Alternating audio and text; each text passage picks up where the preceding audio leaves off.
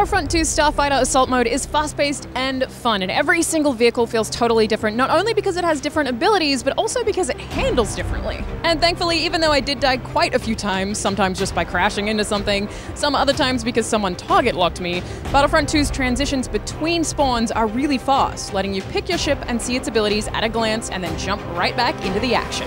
I only had a chance to try out one map, but it was absolutely gorgeous seeing the depth of space in this dogfighting mayhem with explosions and lasers all over the place. And I did try out 4 Empire vehicles, a TIE fighter, a bomber, an interceptor, and my favorite, Slave 1. And it's crazy, the sound design is still so spot on in Battlefront. That was totally spot on in Battlefront 1, but seeing it in space this time around, something about that makes it feel like a more real Star Wars fantasy experience. Unlike Starfighter Assault in the first Battlefront though, iconic ships like the Millennium Falcon or Slave 1 are no longer tied to tokens you find in the world. Instead, as you take down enemies and complete objectives, you'll earn battle points that you can use to buy a special ship for a round. I think this is a huge improvement over the last Battlefront, and in this demo, they were 1,000 points each to get the hero ships, but apparently that is going to be scaled a little differently for full release. Unsurprisingly, Battlefront 2 still looks absolutely gorgeous with ships that are straight out of the films and a frame rate that held steady even in the middle of frantic battles. So Burnout and Need for Speed developer Criterion Games is working on Starfighter Assault,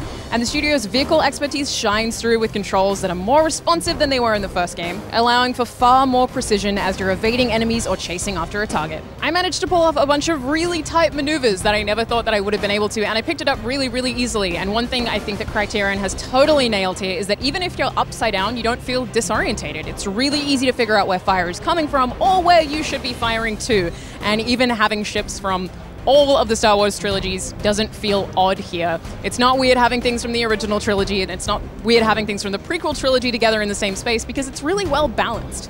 Overall, I think that this fixes a lot of the problems that people had with the last Battlefront game, and I think this is also going to be a really great place for people who've never even played Battlefront to jump in.